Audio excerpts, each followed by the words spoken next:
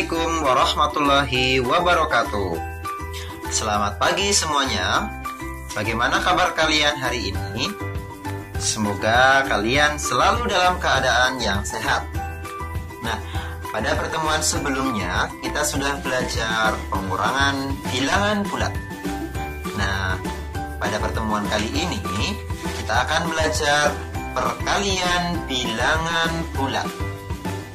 Ya.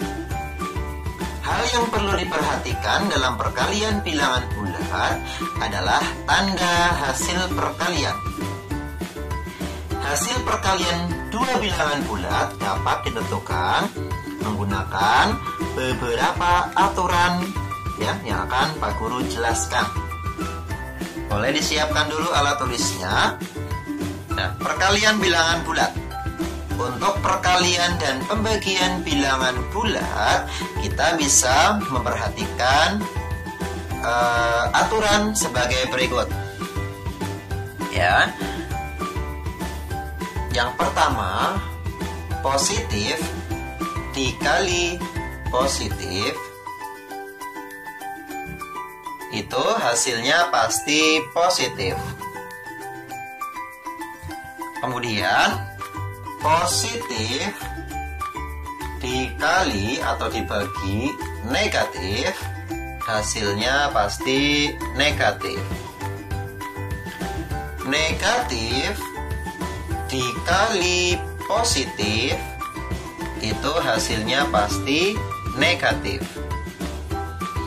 Negatif ya, dikali negatif, itu hasilnya pasti positif. Nah, boleh dilihat dulu ya aturan-aturan dalam perkalian bilangan bulat. Aturan perkalian bilangan bulat ini juga dapat kalian pakai dalam pembagian bilangan bulat. Dapat kita lihat, positif dikali positif hasilnya positif. Positif dikali negatif hasilnya negatif. Negatif dikali positif hasilnya negatif. Negatif dikali negatif hasilnya positif. Berarti dapat kita simpulkan kalau dua-duanya positif atau dua-duanya negatif, ya, sama-sama positif atau sama-sama negatif, pasti hasilnya positif. Jika berbeda tanda, positif dan negatif atau negatif dan positif, pasti hasilnya negatif.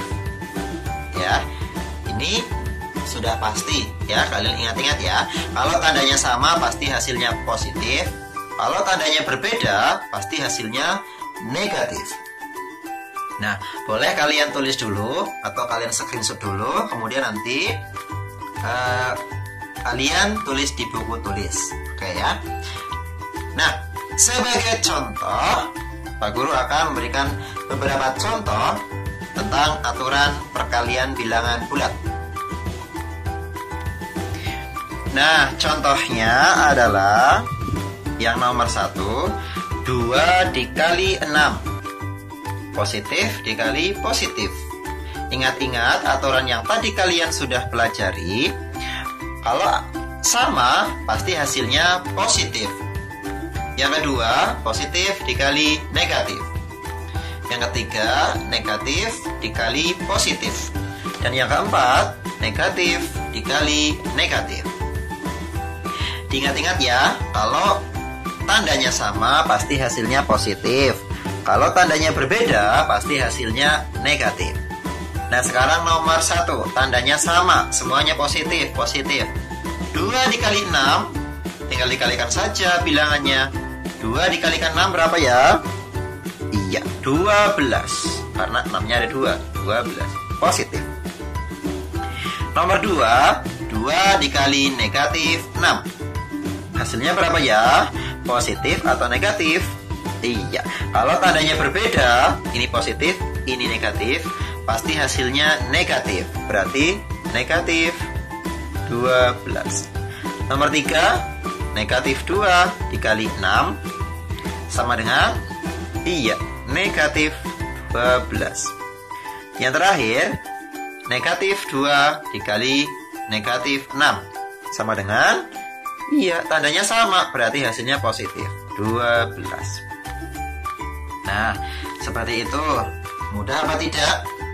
Iya, mudah sekali ya.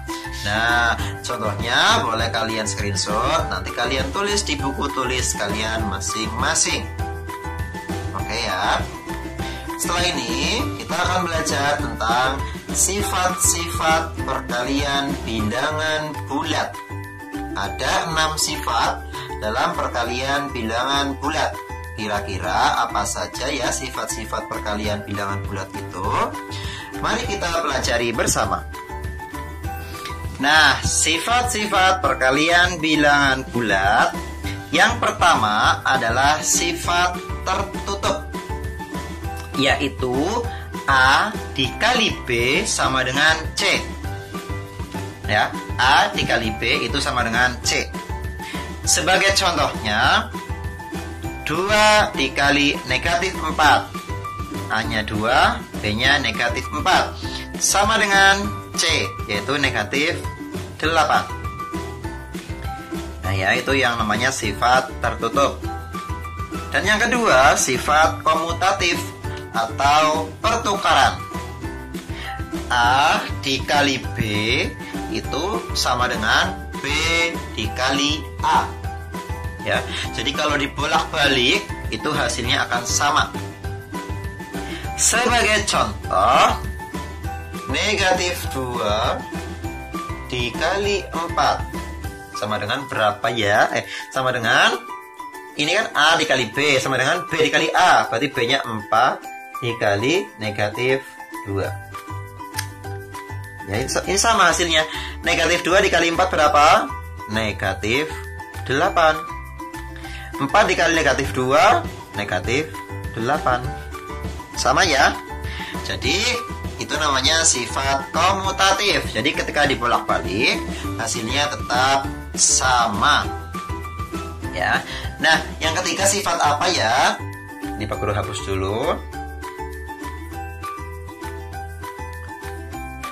Yang ketiga ada sifat asosiatif. Asosiatif. Ini nomor 3 ya. Nomor 3, asosiatif. Sifat asosiatif itu sama dengan sifat pengelompokan. Pengelompokan ya. Pengelompokan. Maksudnya bagaimana ya? Pengelompokan itu seperti ini. A dikali B dikurung dikelompokkan kali C sama dengan A dikali yang dikelompokkan B dan C. Ini namanya pengelompokan. A kali B dikelompokkan dikali C itu sama dengan A dikali dikurung ya, ini kelompok B dikali C. Ya, sebagai contohnya ya, jadi kalau perkalian dibolak-balik ya, mana dulu yang dikerjakan tuh hasilnya akan sama. Ya, itu namanya pengelompokan. Contohnya, negatif 6 dikali 20 dikali 15 sama dengan berapa ya? Berarti yang dalam kurung otomatis dikerjakan terlebih dahulu. Berarti negatif 6-nya tetap negatif 6 dikali 20 dikali 15 berapa ya? Iya, 2 dikali 15 30 tambah 01 300. Sama dengan berapa hasilnya? 1000. Negatif atau positif? Negatif. Negatif di sini ya, mohon maaf ya, ini nggak mudah. Negatif 1800. Ya. Ini yang dikelompokkan 20 dan 15. Sekarang kita balik, yang dikelompokkan negatif 6 dan 20. Berarti negatif 6 dikali 20 dikelompokkan dikali 15 sama dengan 6 dikali 2 berapa ya? 12. Positif atau negatif ini beda. Kalau beda hasilnya pasti negatif. Negatif 6 dikali 2, 12, 120. Dikali 15 sama dengan 12 dikali 15 berapa? 180. Berarti negatif ya, karena ini negatif beda. Berarti negatif 1800. Sama hasilnya? Sama. Ya. Kalian ingat-ingat ya, kalau tandanya berbeda itu hasilnya pasti negatif. Ya, begitu ya. Iya. Itu sifat yang ketiga, asosiatif atau pengelompokan. Boleh kalian screenshot dulu ya. Tulisnya nanti dulu. Oke. Ya. Nah, sifat yang keempat adalah sifat distributif. Apa ya sifat distributif itu? Nah, sifat distributif itu ya sama dengan penyebaran. Ya, sebetulnya ada dua, yaitu distributif terhadap penjumlahan dan distributif terhadap pengurangan. Tapi pada dasarnya semuanya sama. Sekarang yang pertama distributif terhadap penjumlahan.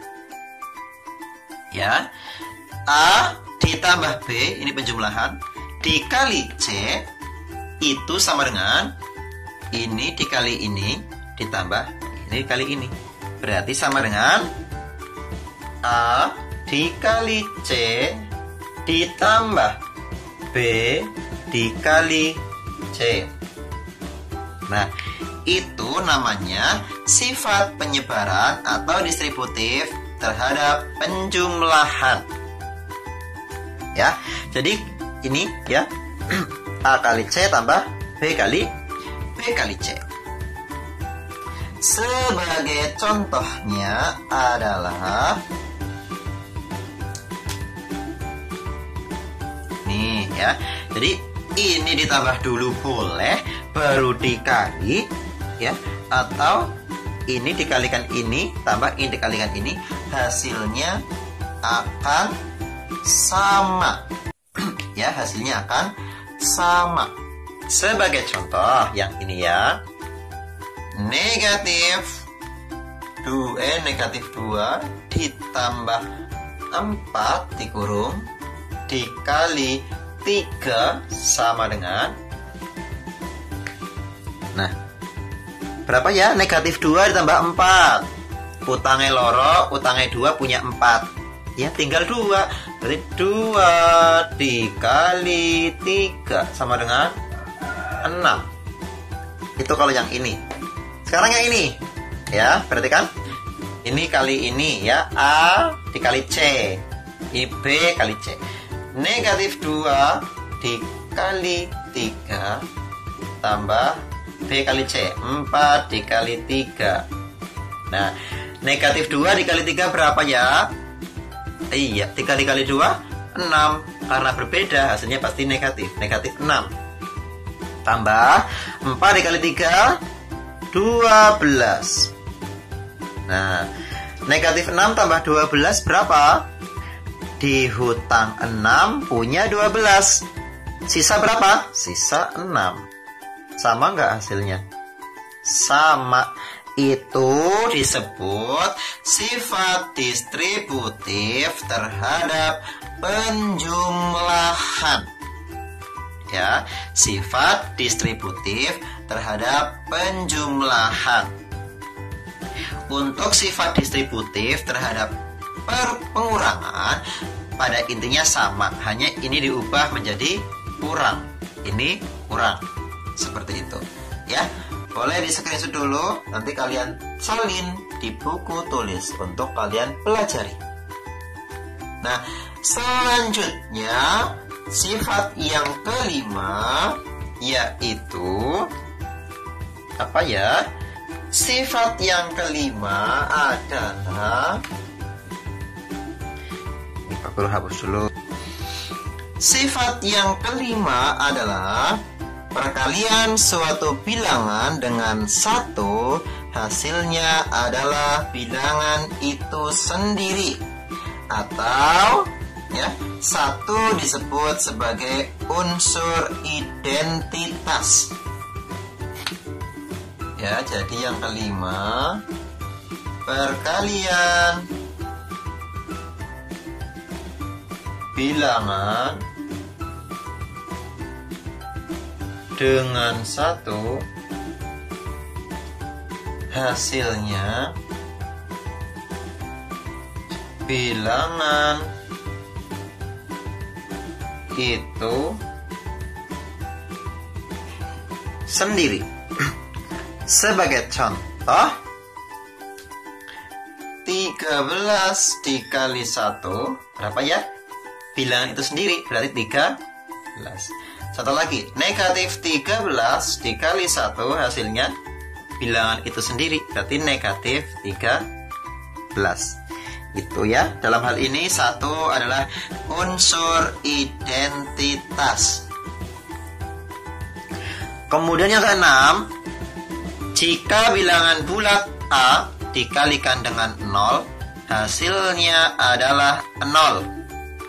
Nah, yang keenam, A dikalikan 0 sama dengan 0 dikalikan A, itu hasilnya pasti 0. Contohnya, 8 dikali 0 sama dengan 0. 0 dikali 8 sama dengan 0. Ya. Itu namanya